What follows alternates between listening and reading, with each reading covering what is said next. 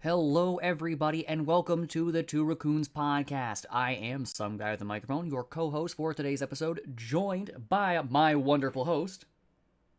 I'm some guy with a hat, and today we are joined by our resident theme park correspondent, Megan. Hello! Long-time listener, first-time caller. Thank you for having me. Well, thank you for calling into the show. We really appreciate you taking the time. Um, yeah, before we actually get into the episode proper, I want to introduce a new segment called Comment Wrap Up. Comment Wrap Ups, where we take a quick look at some comments that we got on the last episode and maybe address them. I want to make it clear that my host did not run this by me beforehand. I have no idea what he has planned. I did not. Our first comment comes to us today from a comment on YouTube by user Sam Antha Anchor. Her comment was first. Solid comment. Well, that wraps up comment wrap up. Let's get into trivia. This was not planned or rehearsed. This was nowhere in the script. Yep, I'm a sneaky guy like that. Awesome. Oh, You Fully like it? scripted up, by the way. Everything that happens already Mhm. pre-written. Mm-hmm. Oh, it's a pre-recorded episode. You know, it's pre-recorded gameplay. Now, you're actually calling into the studio, which we have this on a live recording, so we're already at the beach, chilling with all of our podcast money. You're just talking to a recording right now. We're just guessing at what you would probably say. Oh, wow. Of tech. Thank you. All right, how trivia is going to work. One at a time, I'm going to ask each of you 5 questions. You're going to have 60 seconds to answer. If you don't know an answer, I'd recommend passing. As always, we're going to have our guest go first. So, some guy with a microphone, would you mind vacating the studio?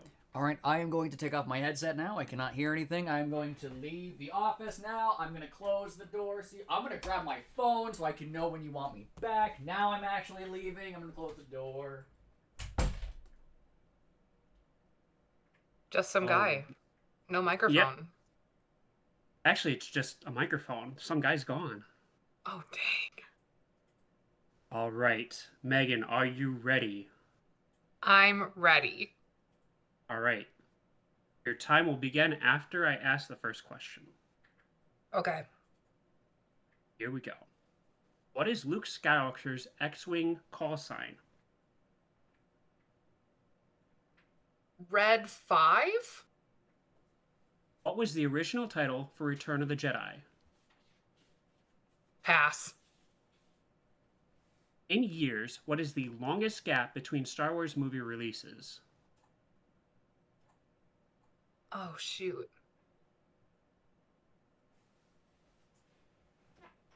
Any Star Wars movie? Correct. Any two Star Wars movie, whatever the longest gap is. Oh, dang. I'm taking a stab at it. I'm going to say 20 years. In the script for The Empire Strikes Back, who does Darth Vader say killed Luke's father?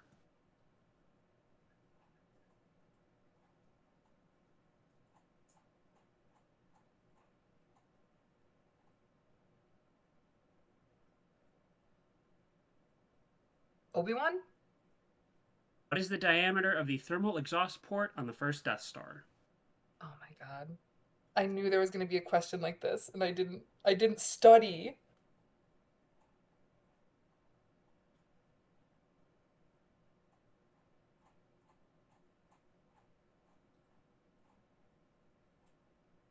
Oh, I know it's small. All right, I'll take that as your answer. We are Well, 27 seconds over time. Don't know no. how we want to do that, but I Penalties, did I mark. guess. I don't know. Something tells me it's not going to matter. But with that, I will call our co-host back in. I'm going to get excommunicated. Well, we already messaged beforehand of what the repackaged trivia segment for this episode is going to be titled. So, All right, I'm returning Very to the true. studio. I'm almost there. I'm in my studio chair, which is a big comfy chair. And I return. So, theme park correspondent, how did you do? How'd you think you did? Not as well as I'd hoped, champ. I am screwed. I am so screwed. All right. Megan, you can stay on the line, but please refrain from giving any hints or verbal cues. No heckling? You know, I'll allow it. I don't think heckling's against the rules. Well, there's something else that came up that we didn't really think about rules for, so we'll get to that when we get to it. Cam, are you ready? I am so ready. I have watched every minute of this franchise just this morning, so we're ready to go. All right, let me write down Megan's time here. All right. Time begins after I ask the first question. Mm-hmm. Here we go. What is Luke Skywalker's X-Wing call sign? Red Leader. What is the original title for Return of the Jedi?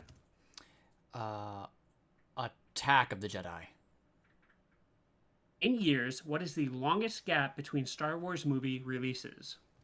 7 years. In the script for The Empire Strikes Back, who does Darth Vader say killed Luke's father? He says that Obi-Wan killed him. What is the diameter of the thermal exhaust port on the first Death Star? Oh, it's about the size of a Womp Rat, but I don't have exact dimensions. Fine. All right, how do you think you did? So, like I said, I watched every minute of the franchise this morning. Turns out I watched the wrong franchise, but that's okay. I still think I did pretty mediocre. All right. Well, Megan, are you back in with us? I'm locked in. I'm here. Okay. So, let's get to preface this. I sent a warning to the group chat last night saying, hey, trivia is going to be pretty hard. After careful consideration, I changed a lot of these questions to make it, I think, a bit easier. Let's see if that paid off. Question 1. What is Luke Skywalker's X-Wing call sign? Cam, you said Red Leader. Mm-hmm. Megan said Red 5. It is Red 5. Ooh. Thank God. What is the original title for Return of the Jedi? Cam said Attack of the Jedi. And Megan passed. The original title for Return of the Jedi was Revenge of the Jedi. That was kind of That was on the tip of my tongue. I'm going to be honest. Tip of my tongue. Yeah, it was actually... George Lucas changed it because printing that many letters would have cost a lot in posters. And eventually, by the time Revenge of the Sith came out, he had accumulated enough money to where he could put those extra 2 letters on the posters, and that's why it was Revenge of the Sith. Huh. Oh my God. That was a complete lie. In years, what is the longest gap between Star Wars movie releases? Cam said 7. Megan kind of thought about it for a minute, then went with 20. The longest gap between releases was Return of the Jedi in 1983 and Phantom Menace in 1999. So that's 16 years. Do you go with closest? Is it closest with? Is it Price is Right rules? Closest without going over? I'm going to say no. Just because I want to be difficult. I think we're still 1-0. Question 4. In the script for The Empire Strikes Back, who does Darth Vader say killed Luke's father? You both went with Obi-Wan, and you are both correct. Nice. He did say that Obi-Wan killed his father. All right. 2-1. Going into the final question, Cam, you need this to tie it up. What is the diameter of the thermal exhaust port on the first Death Star? Cam said a Womp Rat. Megan said small. Both true. Well, how big is a Womp Rat? Both of you. Because Luke does say that he's been hitting bullseyes on Womp Rats, and Womp Rats are pretty small. 2 to 3. Yeah. So the answer is 2 meters. And according to Google AI, which I can't believe I just looked at, typically around 2 to 3 meters. So take that with a pound of salt because it's Google AI. We have to take with a But kilo I'll give of it salt. They're using non-freedom units. to. You're so right. I'll give it to both of you, but that doesn't really change anything. Scores 3-2. Megan wins. However, Uh-oh. Cam, you Yes. did it in a time of 44.74. Mm-hmm. Megan won a little over with 127. I was gonna say it. She Felt like I was ran- gone a long time. She ran out I'm a of time thoughtful gal. right after she answered question 4.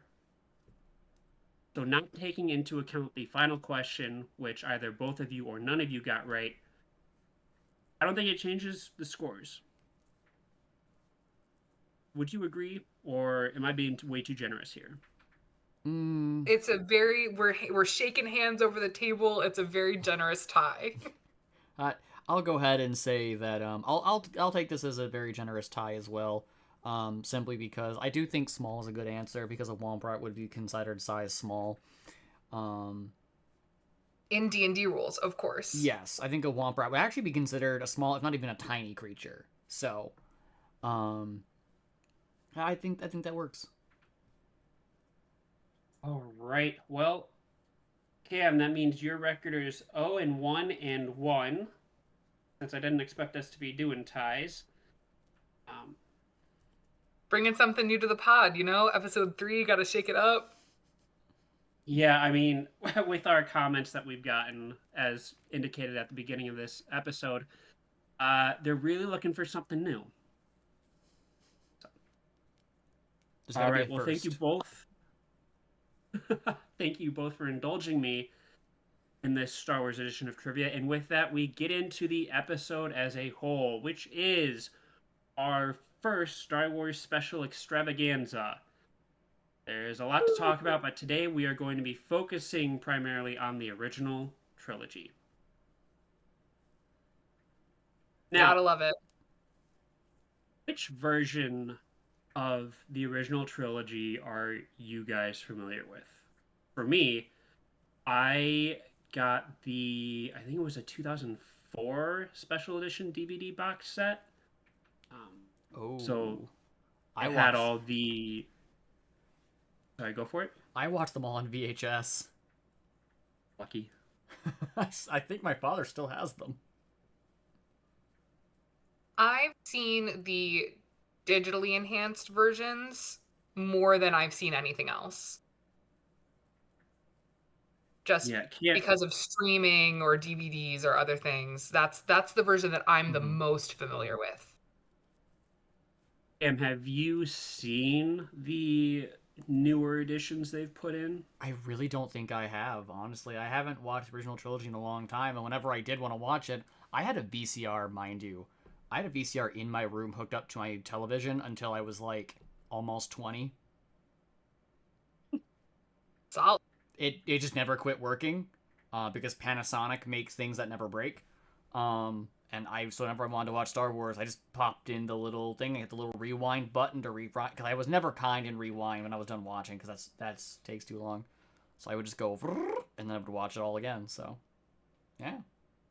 So, in your version, is Han the only one that shoots in Mos Eisley, or is there a back and forth there? This is the most important question in all of Star Wars. I do believe only... I know Han shoots first. Thank you. As is correct. All right, cool. Again, it's been a number of years. I am no longer in my 20s, so... Yeah, you're getting up there in years. I'm retiring next fall. I can't keep it up with the business factory anymore. The version... You're gonna lay down in your bed, pull up your little covers like Yoda, and just disappear. And just fade into nothingness as my apprentice desperately asks me questions that I have all the answers to, but will give none. Like, what's the antidote, and where are my parents? Yeah, in the special edition, they changed it to where Greedo shoots like a tenth of a second before Han does.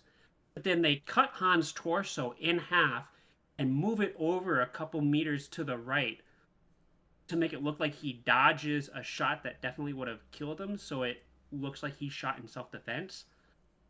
But it's why? Like, there are a lot of changes. It's so crazy. I had zero idea that's ever. I all I know is from a couple of nerdy things I've heard. Yeah, well, Han shot first, and my voice I was I. Also, how do you pronounce that alien's name? Is it Greedo? Greedo. I always thought it was Guido. You know, it could be Guido. I think Megan and I, we talked about this when we watched, was it Rogue One? Everyone pronounces everyone's names differently in the same project many times. Episode 4, you have Leia get addressed as Princess Leia multiple times. Yeah, it's Han, Falcon. It's all over the place. Well, it's definitely Han because I named a D&D character after Han Solo, so it's definitely Han. Okay, yeah, I'm sure they... Yeah, they took that into consideration. Yeah. But yeah, I never understood the whole, yeah, well, Guido didn't shoot first. I'm like, he doesn't shoot at all. He just dies. He gets fried. Like, it goes, pew! And then it just cuts, and then they just never talk about it again. Never. That man just dies, and then no one cares. Yeah, so that's one of the more talked about changes. I'll get into another one that's kind of a point of contention in a minute. Some other ones I want to bring up are the added scene of Jabba in A New Hope, which is a repurposed deleted scene where it had Jabba as a human and a couple bounty hunters come talk to him. And he was like an Irish man. Yeah, big Irish guy. I just watched it today. Funny enough, it came up on my feed as I was scrolling through, and all I can do is shake my head. Yeah, so they repurposed that scene, CGI'd a really bad-looking Jabba in there, threw Boba Fett in there too. Welcome edition, I would say. I agree, but at the same time, I don't know. I'm torn. There are pros and cons with the scene as a whole. I like Boba, but yes, he is the pro of that scene. The con is now the reveal in Jedi of who Jabba actually is I don't know. I wasn't as affected by it when I watched these movies for the first time because he was in A New Hope.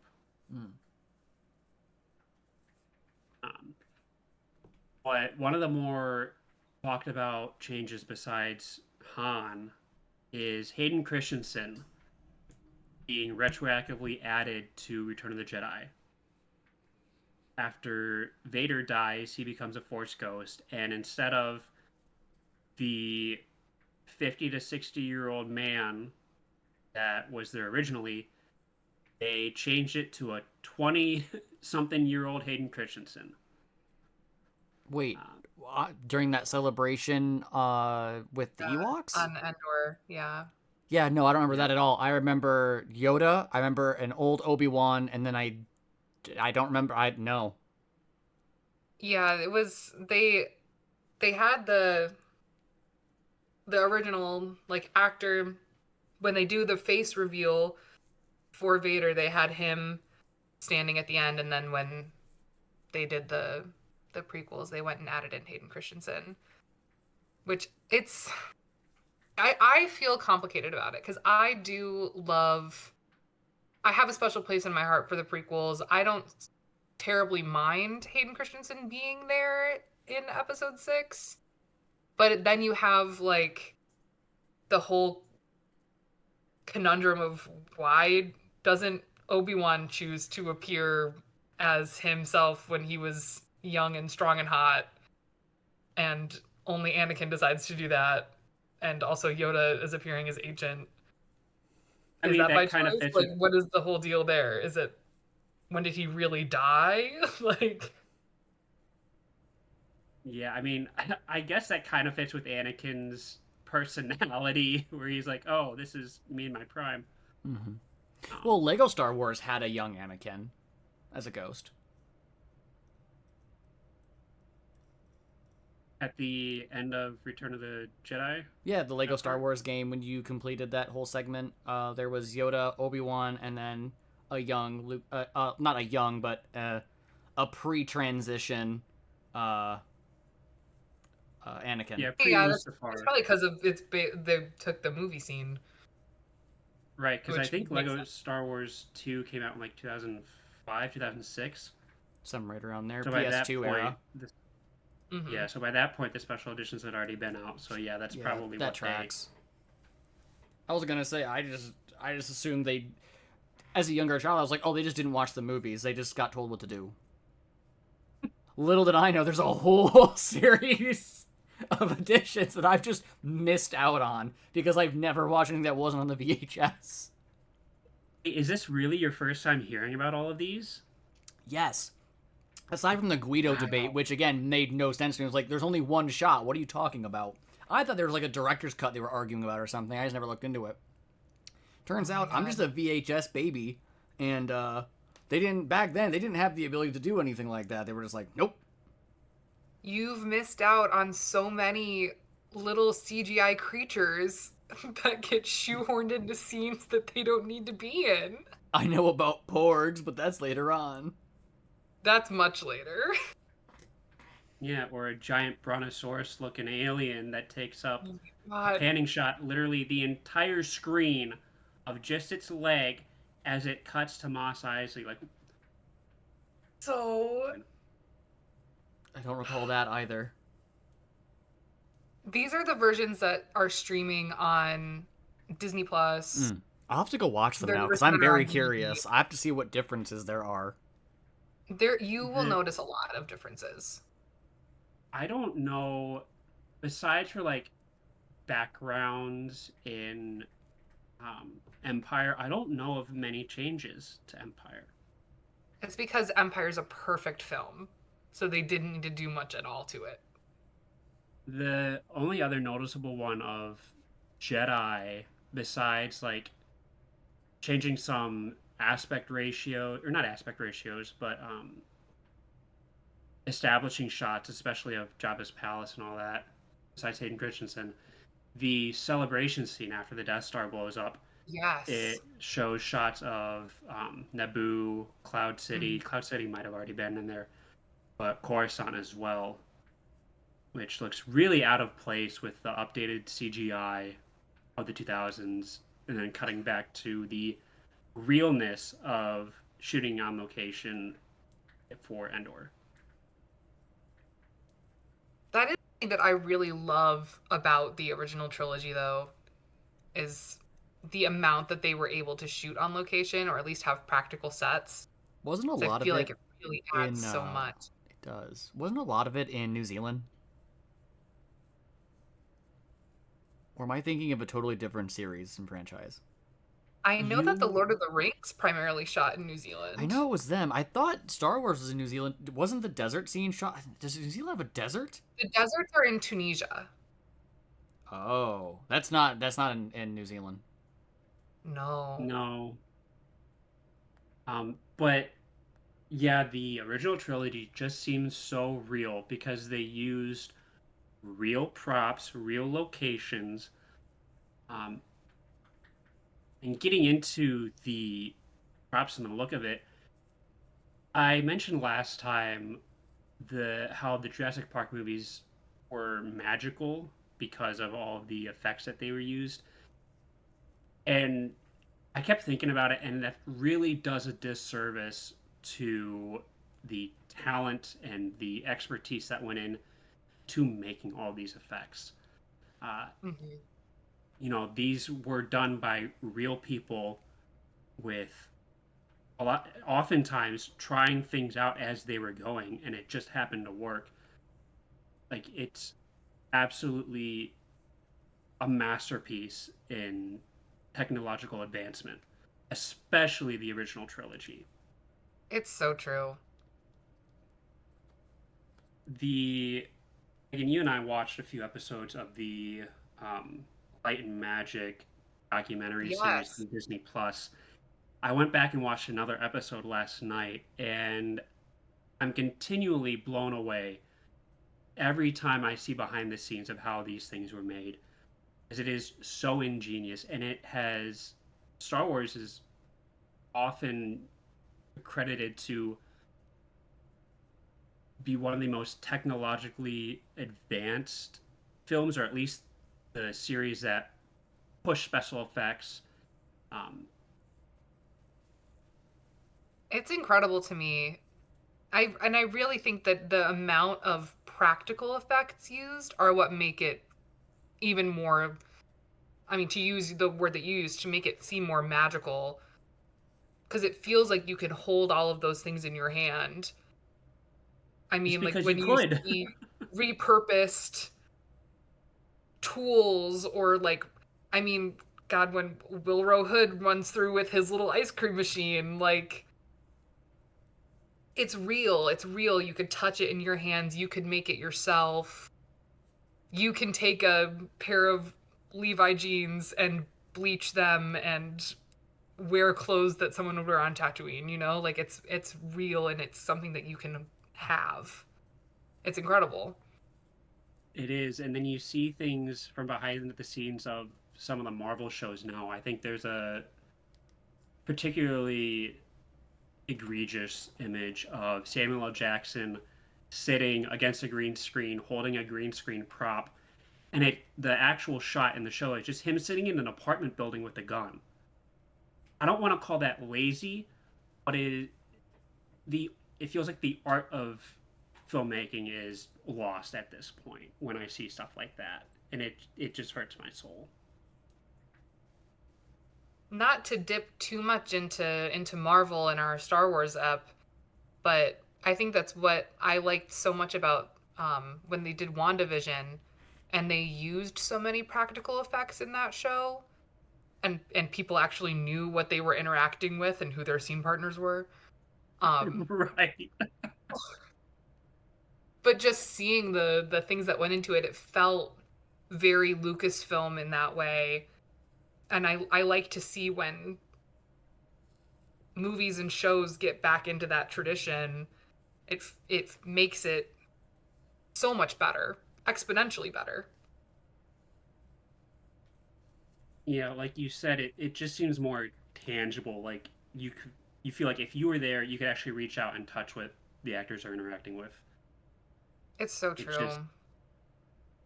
modern movies just feel so manufactured with CGI, with the overuse of CGI, I might say. Like in some instances, it is necessary and it does help. Like in Return of the Jedi, the space battle above Endor, a lot of computer effects were used there. Maybe it's because of the time, maybe it's how they filmed it, but that still felt real in a sense. I feel like it's just a song and dance, you know, like that you have to perfectly choreograph everything to work together.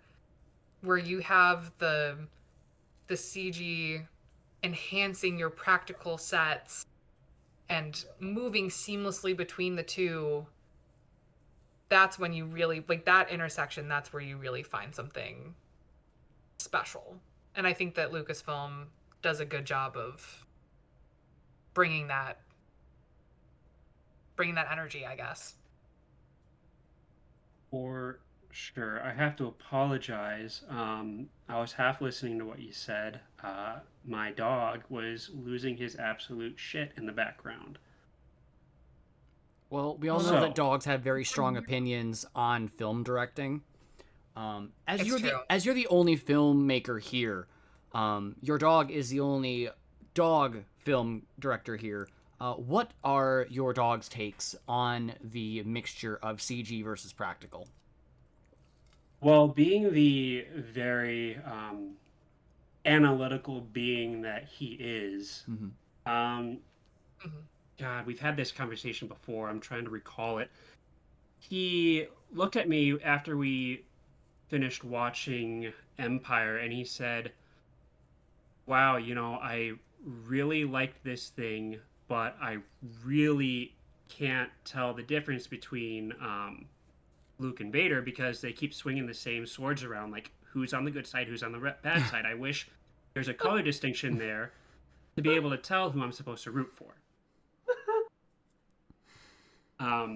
But then I told him he's just being crazy because he's a dog. Getting into my opinions on this, though, I always appreciate and love practical effects because of the art of it. Yes. I understand in some places CGI is necessary. Would you say in those places practical effects are not in fact practical? What do you mean? Give an example of what you're going to say. It was more of a joke. It did not Right. land. Please continue. I I do think that understand. there are some cases where that is true, though.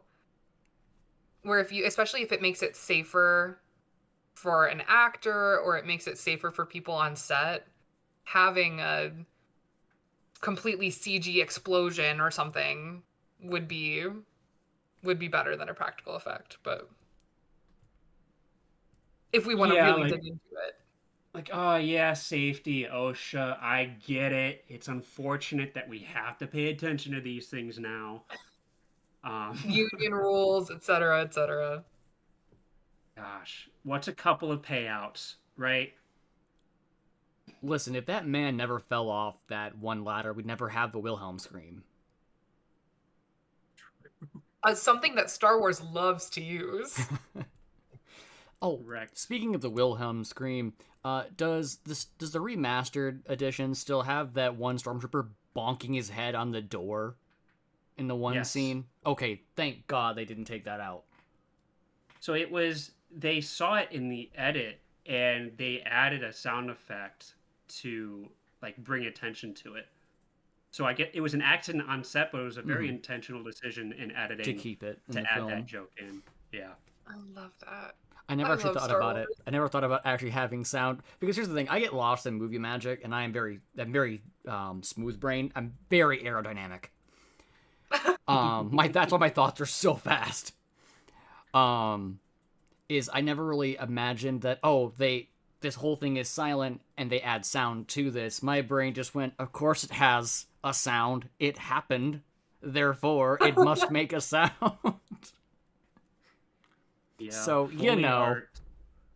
there was some guy with a mic on set, and he was picking up all of the sounds. It was me. I'm some guy with a mic. You were there picking up every single sound that happened. And they ask me questions like, who are you? And how did you get in here? And I can't grab him. He's covered in oil. Yeah, Foley art, which is, if anyone doesn't know, it's just the technical name for sound effects. It is something along with the practical effects process that I wish we got more into in school.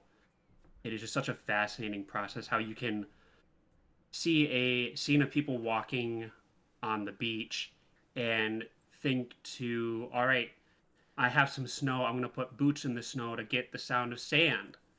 It's like so many substitutes for different things that just work so well.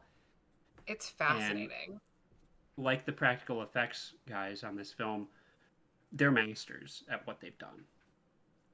Incredibly true. Do we know how they made the blaster sound? Yes. That's a really cool sound.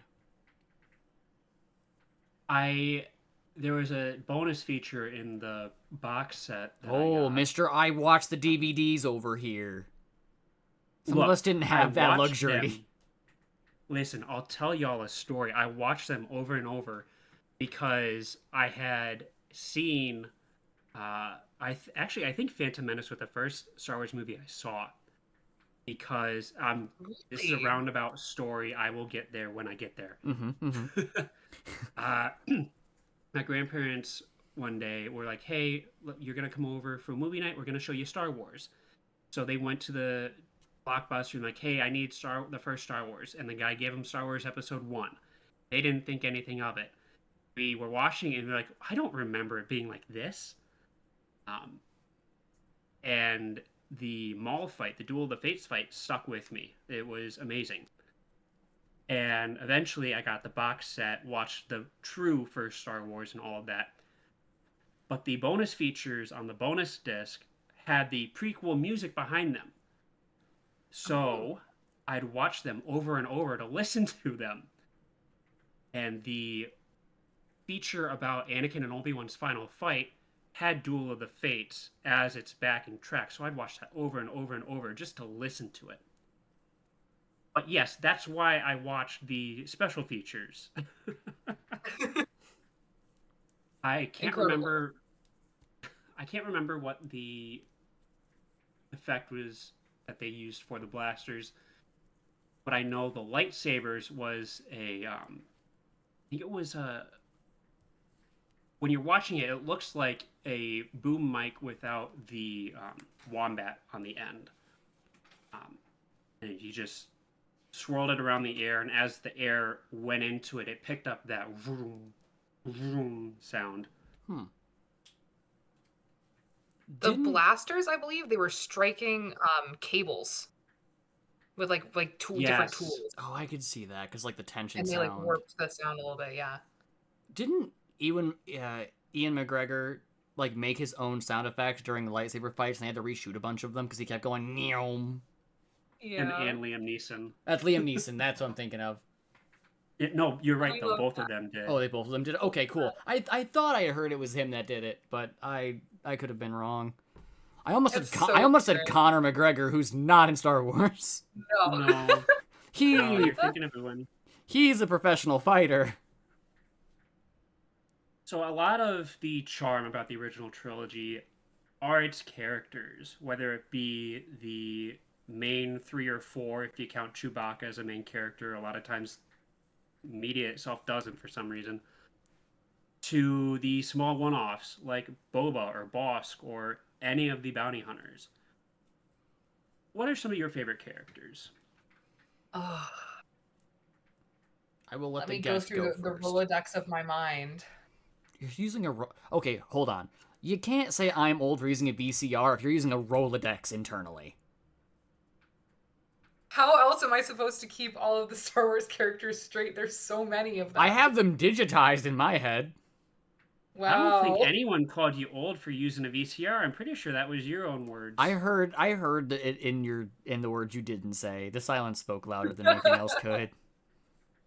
Buddy, There I was- love my VCR. There was a general Grievous sized pause when you said, "When did you see them?" and I said, "VHS," and there was just silence, and I was like, "Oh, that was the wrong answer. I should have lied. I should have lied right there." Oh I my said God. something. I don't think my mic picks half the stuff I say up. I don't know. Maybe it'll be on your end of the recording, but it won't be on mine. Great. Well, more cutting that I have to do. Welcome. This two is versions of the app go live. this. Yeah, we each have our own raw footage. We see whose numbers do better.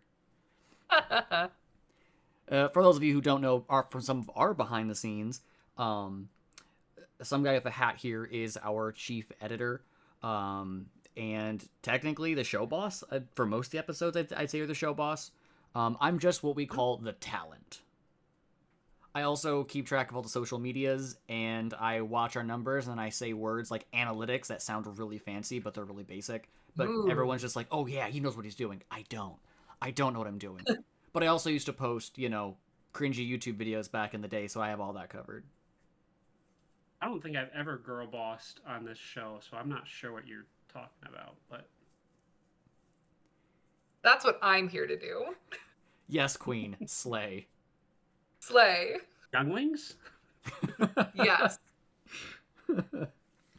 We're not there yet. Okay, another back to the episode. characters. Oh yes, we got. Did we give you enough time to go through your Rolodex? Do you have your characters? Do you want to go first? Why am I going first? Because you I'm didn't still think. thinking. Oh my god. All right. So I this was is doing bits. how many are we doing? Like top 3? Well, how many do I have? I think I'm gonna mention Are we 3 or thinking 4. just original trilogy, or are we going all of Star Wars? Just original trilogy. If it's all of Okay, Star that narrows Wars, everything down for me.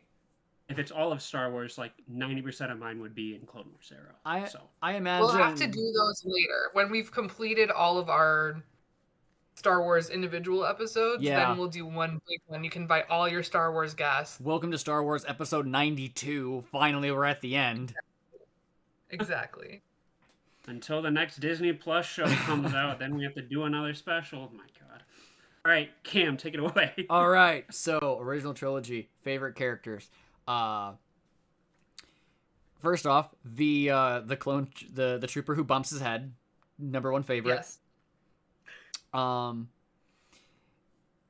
So there was an actor who was inside R2-D2. Yes. Yes. I love him, even though I heard some not so nice things about him, though I don't know if any of them are justified, so I choose to not believe them.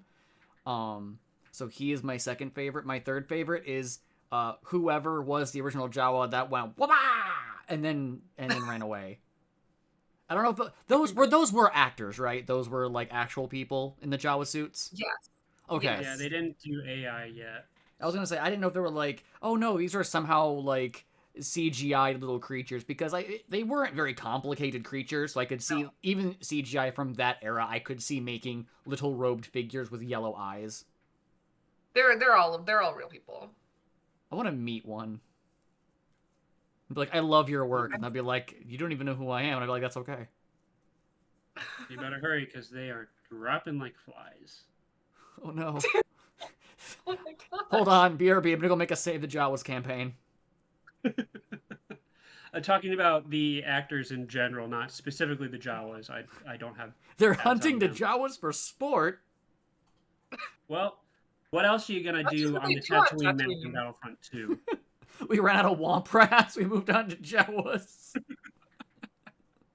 Not much else to do unless you're gonna go to Tashi Station and pick up some power converters. I mean, what are you gonna do? Farm moisture? God. How is that even a thing? We'll talk about that later. But yeah, I'm gonna go with the stormtrooper that bumped his head because he's iconic. I'm gonna go with all of the Jawa actors because well, especially the one that goes whoopah, because whoopah is like my favorite thing that any Jawa ever says. And then yeah, the other one that I said. Excellent. All right, guess. Did you have enough time? Yes. Okay. I narrowed it down. I love Leia. Leia number 1 forever. Just I mean when you're a kid and you're watching something so life-changing for the first time, and that these are the characters that you get introduced to, she's incredible. She's funny, she's strong, she's kicking the boys around and telling them what to do, but she's also heartfelt. She's showing her emotions. She's incredible. I love Leia. I love Max Rebo and his funky little keyboard that he plays with his feet. I don't know. There's so many great characters.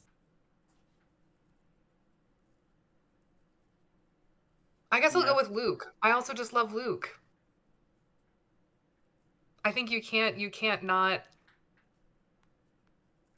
find something enjoyable in Mark Hamill's performance. You gotta He hand has it incredible to him. line reads. The things that he has to say and the way that he says them are so great. I just love him. Yep. Just watch the first 6 movies and Luke's a great character. Listen.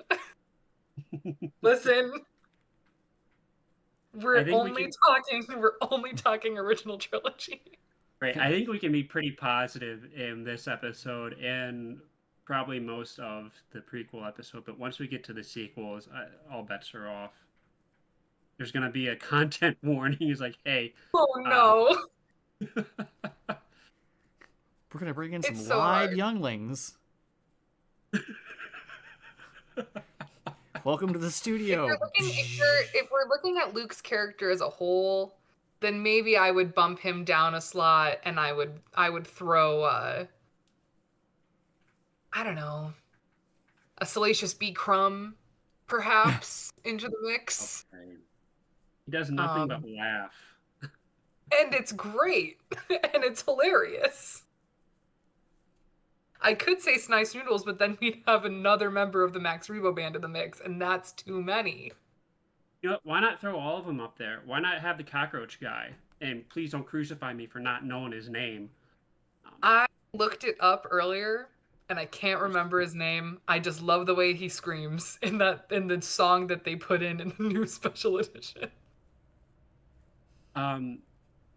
Oh no, I was thinking of something different. I was gonna say that it's the song they did is actually the same version as Willie's song in Temple of Doom opening.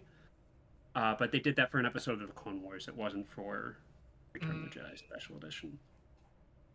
Fun trivia for you when we get to the prequels. But my favorites when I was watching them as a kid, I liked R2 because he looked cool. I liked yeah. Vader because he looked cool. I liked Boba because he looked cool. Are you sensing a pattern? Oh my god, wait, retcon everything. Boba Fett #1. I forgot my dad's gonna listen to this. Right? Were you just pre-exposed to liking him, or have you come to that decision on your own? Were Oh you no, influenced? it's entirely a genetic predisposition to Okay, love Boba Fett. just making sure we're not not kidding ourselves. Um, I can hear our guest father sharpening a knife. no, Just he would No. waiting for never. either of us to come No. over again and be like, "So I heard about your favorite Star Wars characters." Andrew He said would he likes never. Boba Fett. The first time, can you actually explain to our audience what the collective is? Would you mind? Yes. So my dad is a huge fan of Boba Fett. Has a fantastic collection of mainly Boba Fett centered Star Wars memorabilia. Takes up it was at one point an entire room. Now it's basically the entire basement, just wall to wall of vintage toys, things that he had as a kid, things that have been coming out recently with new releases, um, thing ranging from like the Hot Toys, like really fantastic like special edition figures to like the old like Kenner action figures. It's awesome. It's a really cool whole collection. It's so awesome. I was privileged enough to see it one time. I forgot what we were doing that we stopped by your house after and we saw it, and I was absolutely in shock of the amount of history in that room. House. It's just awesome. And that's one of the things that I think I love the most about Star Wars is there are just so many. I don't like toys is like such a silly word to use, but like toys and collectibles, and again, it's things you can hold in your hand. Look at this magical thing that I love. It's the best. So I had an interesting thought when I was preparing for what I wanted to talk about for this episode. And that is the original trilogy, its continuity has remained untouched. And I'll explain what I mean by that. Hmm. The prequel, so episode 4 happens, episode 5 happens, and episode 6 happens. Stuff has been made since they've been released that adds things before and after, like Rogue One leads right up to the beginning of A New Hope. But then the prequels come out, episode 1 happens, episode 2 happens, episode 3 happens. They go back and do stuff in between 2 and 3 with the Clone Wars. they touch on a bit of Qui-Gon and Dooku in between 1 and 2. Nothing like that has happened for the original trilogy, unless I'm forgetting something small that kind of flew under the radar. Um, the original trilogy has its continuity has remained untouched. I think it's probably for the And best that it's that way. I love my fellow Star Wars fans. I think it's an incredibly like multifaceted fandom. But if they tried to shoehorn something into the middle of the original trilogy, I think that a lot of fans would be very upset. I agree. I like that you can watch those movies and not have to worry about at this point, like, oh, I need to go and watch 2.5 seasons of another show Yes. and an entire season of another show just to understand what Boba does after he falls in the Sarlacc pit. He crawls out. That's all you Oh, need to know. we are forgetting the Christmas special, I which didn't bring the does Christmas interrupt the special up. canon of the original trilogy. I didn't. There's a reason I didn't bring it up because it came out. It was released before Empire. So what I mean is, after the movie's release, nothing went back to touch the continuity. But you are right. The Christmas special does. And the introduction of Boba Fett. Yep. Well, I guess the true introduction of him. Have you watched it recently, by the way? I haven't watched it at all, and I don't know if I You've want never to. seen it? Oh, you're in for a treat. The only thing that I'd want to watch it for is Boba's introduction and seeing how much crack everyone was on during the production. It is horrible, and you have to see it at least once. Cam, have you seen it? I didn't even know it existed. Oh, I cannot believe I'm the only person, as the only person here that's seen As the only the true Star Star Wars Wars fan Christmas here. special. It's, for anyone that hasn't seen it before, they don't call it, obviously, it's not Christmas. We're in a galaxy far, far away. It's Life Day. You meet Chewbacca's family, including his wife and his child. And No. it's either his father or his wife's father. Oh my And god. and Han is there. Han is there too. You get to watch a performance by, I believe it's Jefferson Starship that performs. Oh. It's bad, gang. It's not good.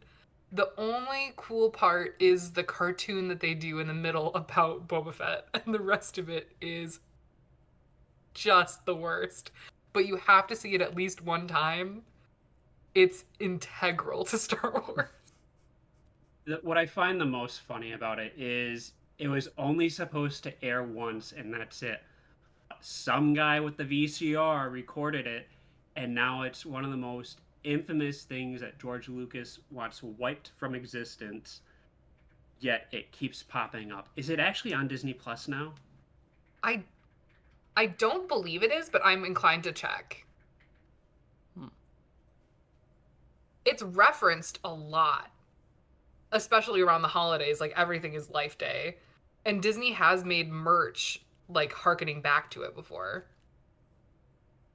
Yeah, I mean, it does add stuff to the lore. Like we mentioned, Boba first pops up there. I think it takes place on Kashyyyk, right? It does take place on Kashyyyk. It is not available for streaming on Disney Plus. George wants that thing gone. That does not surprise me. Other things that aren't available on Disney Plus are the original versions. Like, Yeah.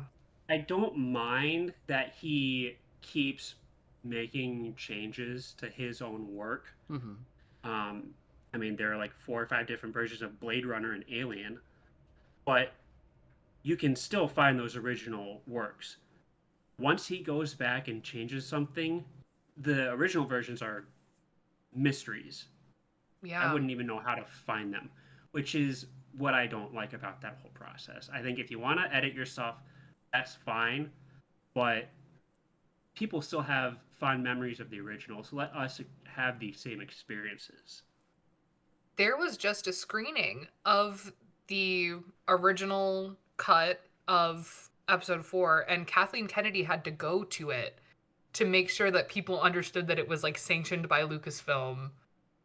Like, it wasn't like something that they were doing under the radar, like Lucasfilm was aware.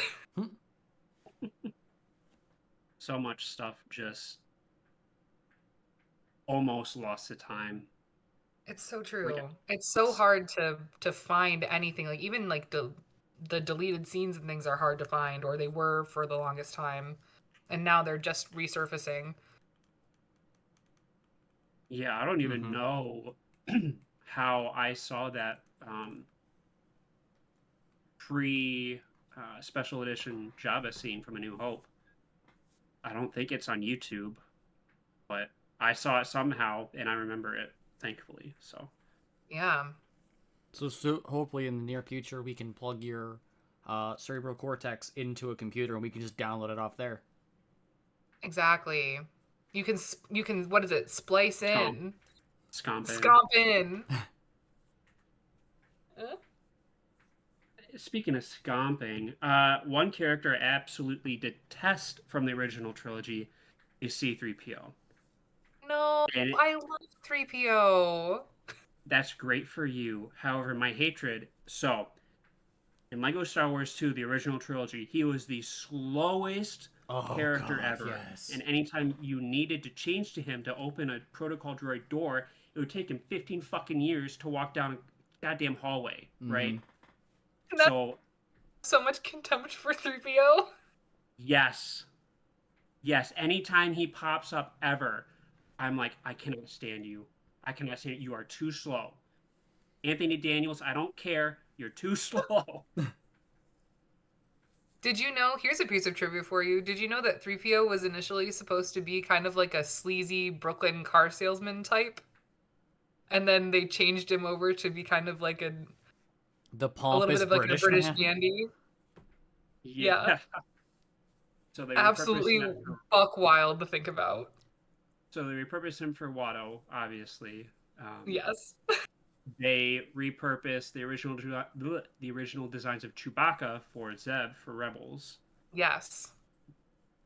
Yeah, they've been going back for a while and taking from Ralph McQuarrie's original artwork, um, which I think is great.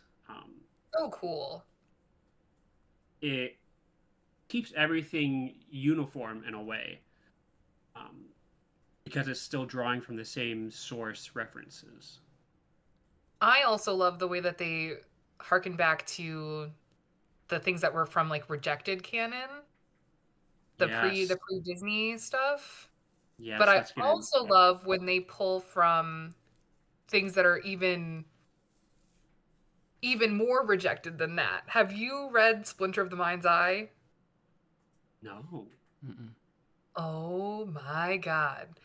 It's a Star Wars book that came out in between New Hope and Empire.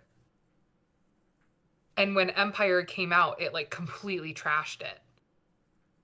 And they like specifically for the Dave Filoni projects, like he'll pull things from that book Huh. and make them canon, but it was fully in the trash by the time that Empire came out. Yeah, Filoni's said many times there's many truths and legends. Whether that's just to gather some hype around whatever project he's working on at the time, Oh yeah. that is very much his philosophy. You know, he grew up with Star Wars, both canon and legends. Um, he just loves pulling stuff from there and putting it in whatever he's working on. But that brings me to another thing I wanted to briefly mention is the new Disney Star Wars projects that kind of go back and add to the lore of Mhm. the originals. I'm not completely opposed to them doing it. Me either. However, the way they're handled hasn't been the best. I think for the Obi-Wan show, should have been a movie, right? It was Yes. way too long. Um, a lot of good moments in there, like Could have been a Obi-Wan and movie. right, Obi-Wan and Anakin meeting again was great. Does that break some canon in A New Hope? Not necessarily. I think it still can fit. I mean, look at the comics. I mean, there's so many times where things have happened where it breaks the canon or whatever. Eh, I They don't think it also breaks anything. they break their own canon a lot too, especially with the comics. Like, I think they need to make up their mind: do they want the comics to be canon or not? Because once Exactly. Disney acquired Star Wars, everything except for the 6 movies and the Clone Wars TV show uh, was wiped. It was all made legends. Um, and then they said anything going forward is canon. So there's so much contradictions with what they keep adding. I think one of the more recent ones that they changed was in the Bad Batch premiere, they changed how Kanan escaped Order 66, Yes. which that happened originally in a comic. Um, but then obviously now that happened on screen in the TV show, which is connected to one of the only projects originally deemed canon by Disney. So what takes precedent there? I think they need to evaluate their canonicity, if that's a word. No, If it's not, I just true. made it up. And it's so hard because you don't want to put too much pressure on the franchise because now it is so there's so much wrapped into it. But at the same time, it's Star Wars itself is all about legacy. It's all about who is connected to who and how and why these sequences of events happen the way that they happen. And so you have to expect Star Wars fans to be very nitpicky about those things and Right. comb Just through that canon, pulling out every like is it annoying for people to complain about Ki-Adi-Mundi's birthday supposedly being different? Yes, it's annoying. But what are you gonna expect when you're constantly publishing compendiums of information and then just changing it in the show? You know, like you can't expect anything different. yeah, it's because everyone cares a lot about this franchise. But unfortunately, it's taken too far in some places, which leads to a lot of contention. Yes. But with that, as we're wrapping up here, I'm interested in hearing what your Star Wars is, because I think lots of people would say the Star Wars that is theirs is what they grew up with. Um, I mean, I know even though I grew up in the era of the prequels, my I watched the original trilogy before I really knew a lot about the prequels. But I still Mhm. consider the prequels and especially the Clone Wars to be my Star Wars. Right. Guest, I'll I let would you say go first. for me, I would say my Star Wars. I think when I was growing up, I really considered it to be the prequels again because that was what was released when I was a kid. It's what all the toys were. That's what's at the forefront. But as I've gotten older, and it's what I'm gonna come back to when I just want to watch Star Wars, it's the original trilogy. It feels like home in a canon that is so vast to just come back to original trilogy every time. Sam, what about you? I have a I know you're not the. I have a slightly different take on what Star Wars is, or what my Star Wars is. Ooh. For me, it's not actually the movies. For me, there are two and a half games that I consider to be my Star Wars. One of them being Star Wars Battlefront 2 for the PS2, not the remake we have today. Absolutely. Absolutely. Because I played Conquest. I mean, after the story, obviously, I played Galactic Conquest. I would bet you for at least 1,000+ hours as a child. I had a memory card specifically dedicated just to having new saves on it for that Star Wars game. I love that. It was my second blue one that I got used at GameStop. That's how I differentiated it. It had the used sticker on it. Aside from that, and this is going to be a deep cut for a lot of people, but Star Wars Starfighter for the PS2. Okay. Oh, Came out in yeah. 2001. It was so much fun. I played the story over and over and over again. It was all just air combat, and it was fantastic, and I loved it. My father actually played it with me all the time. We played a couple of games together when I was a youth. And that was one of them. And then third, I guess, would be the Lego Star Wars games, because Nice. they were just. I was not much of a film child. I had undiagnosed ADHD, and so sitting down for films was really, really difficult for me. But the video games were a constant stream of dopamine and doing something with your hands. So for me, Star Wars will always be told through the medium of games and not so much through movies, which is maybe why I don't consume as much Star Wars media as I know I would enjoy, but I'm just like, it's not really my thing. But every time I see, like, I watched, Ahsoka, and I was like, this is really banger, I would watch everything else. Or at least the Clone Wars is my Star Wars, the animated Clone Wars series. That was really good. The original one or the one on Cartoon Network? Cartoon Network. They were both technically on Cartoon Network. Oh, Oh, gee. okay. Trivia. Andrew with the trivia. Oh boy, howdy. Whichever Yeah. one. I don't know what's the distinction between the two. So the One is like 2003, in 2D and one is in 3D. yeah, Gendy Tartakovsky did the 2003 mini series, which is titled Star Wars Clone Wars. The 2008 series is Star Wars The Clone Wars. And I think that's what most everyone thinks of when they think of the Clone Wars, because that's the CGI. It introduced Ahsoka, it focused a Yep. lot on the clones. That's, I think, the one we're looking at here. Yeah, it had Ahsoka, and she was a childhood crush for sure. She's 13. Will, don't answer this question. Whatever you do, you are too old, Will. You're too old. I'm glad you brought up those games, especially Battlefront. I want to touch on the next time we talk about Star Wars, which we'll probably talk about the prequel stuff. Yeah, I think that and Lego Star Wars is probably uncontestedly the best Star Wars games. For sure. I have a really strong memory of playing the prequels Lego Star Wars computer game with my dad.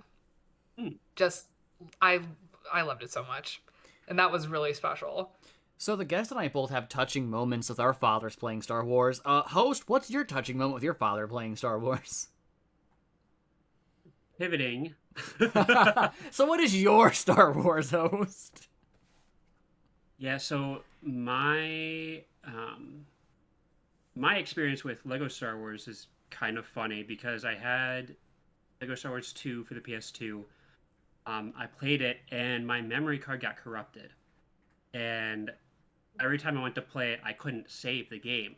So I had to play the first level again every single time, go through the Tan of 4, unlock free play, unlock the other level, the other episodes, over and over and over anytime I wanted to play the game. It was only years later I found out I could delete the corrupted save on the memory card Oh and yeah. actually have a proper save. So I could do that first mission with my eyes closed. I love that. Yeah, so I wanted to touch on what our Star Wars is to us because I'm not sure if the sequels are anyone's Star Wars yet. I will say episode 7, The Force Awakens, got me back into Star Wars in a really big way. And I have stayed deeply invested in Star Wars since then. I can't It's fun. necessarily say the same about 8 and 9, but I loved 7. And I have rewatched 7 many times. I think I saw it in theaters maybe 5 times. Oh wow. Yeah, I was back in a big way. These movies fly now? They fly now. Yeah, the community and what they seem to accept as good Star Wars shifts in periods. For Mhm. the longest time after the prequels came out, the prequels were considered trash, lazy, all that stuff. And then the sequel trilogy came out, and then all of these people who watched the prequels as kids, like this is their Star Wars, they got vocal and like, no, this is actually why we love this stuff. And now the prequels are more viewed in a positive way. Maybe not Yeah. episode 2, that's up for debate. But as a whole, I think the Star Wars community as a whole is turning around in the prequels.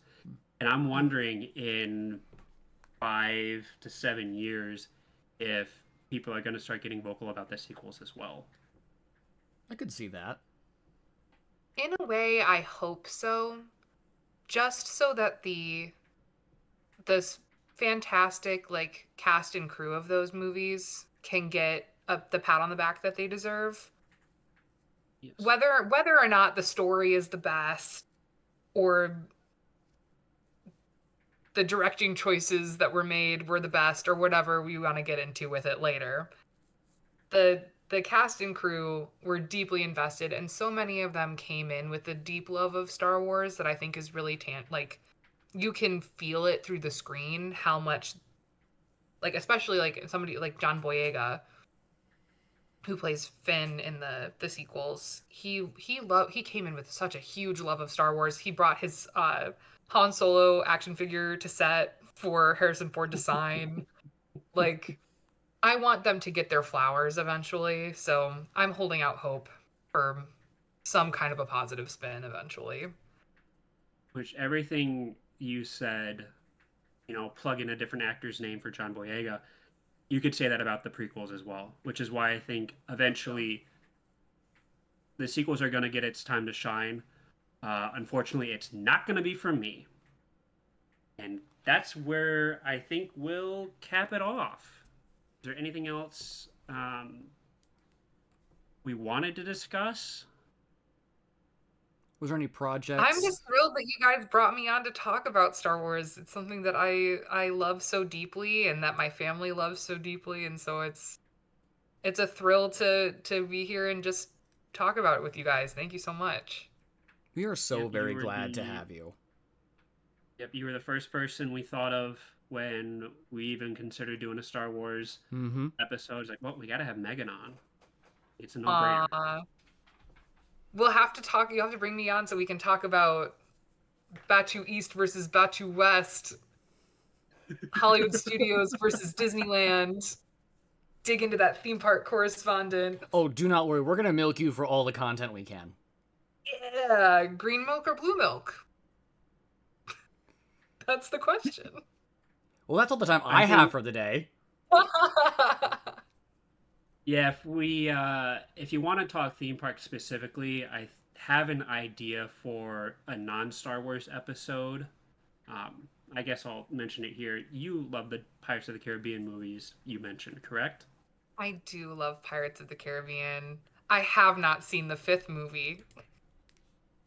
Yeah, so in the future, I want to do an episode about focusing on those movies, but also delving into Disney rides that have gotten their own movies, Yes. that kind of thing. So that's when your expertise as our theme park correspondent will come into full swing, I think. Exactly. I'm here anytime you guys want to talk theme parks, anytime you want to talk more Star Wars. You want to talk Scooby-Doo? Hit me up. Yes. I'm available. Well, that's definitely going to Well- be an episode. Hey, you know how I have Scooby-Doo / other stuff on that list? I think we just found our guest for that episode. There we go. You got your Mark Hamill connection. He voices the crybaby clown in Scooby-Doo Mystery Incorporated. He does. That's right. Mark Hamill does so much. I'm surprised that I didn't bring up Mark Hamill as What a a topic. guy. I love Yeah. Mark Hamill. He, one, does Luke. Two, a ton of voice acting, more than you'd actually think. I think most people only think he does the Joker in the Batman animated series. He has a Does lot of so many more things. credited roles. He does live action stuff still too. Like he was on an episode of Criminal Minds as one of the season villains, I think. He's coming up in a movie. What is it called? The Walk? No. He also voices Ozai in Avatar. Yes. So crazy. It's fun. Every time he pops up in something, you kind of hear him, and you do the Leo meme where you snap and point at the screen. It's like, I know that voice. Exactly. Well, we could continue talking about this for hours. But I think for the sake of our listeners, let's cut it here. We'll save some more discussion delving into the prequels and the sequels and expanded universe stuff for later episodes. But yeah, this has been Two Raccoons in a Trenchcoat podcast. If you want to reach out to us, you can email us at tworaccoonspodcast@gmail.com. That's 2 C's, 2 O's, no spaces. Send us your questions, concerns, comments of being first. We'd love to read them. And with that, I've been some guy with a mic. And I'm some guy with the hat, joined with our friend Megan. Your theme park correspondent. Absolutely. Thank you all for listening. We'll catch you in the next one. See you then. Bye-bye.